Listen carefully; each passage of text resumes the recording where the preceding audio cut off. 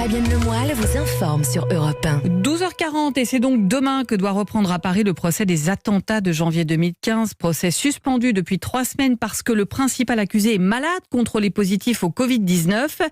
Et comme il n'est toujours pas en état de comparaître, c'est à distance, en visioconférence, qu'il va suivre les plaidoiries des avocats qui, aussi bien du côté de la défense que des parties civiles, considèrent que ce n'est pas concevable que ce procès se déroule dans de telles conditions, Justin Morin. Oui, déshumanisation de la justice, violation inique des droits fondamentaux, une disposition scélérate. Les avocats de ce procès historique sont unanimes ou presque et ils le font savoir dans une tribune publiée dans le journal Le Monde.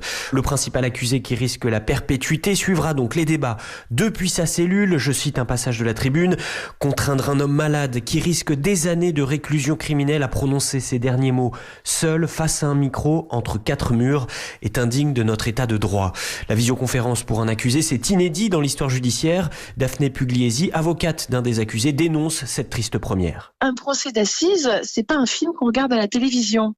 Il faut pouvoir se défendre, il faut pouvoir communiquer avec son avocat. Là, on est en train de nous dire que l'accusé principal a des vomissements et puis il comparaîtra en visio avec la bassine à côté de lui. On va aller jusqu'où ? C'est l'image de la justice que l'on veut avoir ? La mesure sera au cœur des débats demain matin lors de la reprise du procès. On s'attend à de nombreux recours que la cour d'assises spéciale devra étudier. La disposition autorisée par le garde des Sceaux Éric Dupond-Moretti sera valable jusqu'au mois de mars prochain. C'est lié au contexte sanitaire.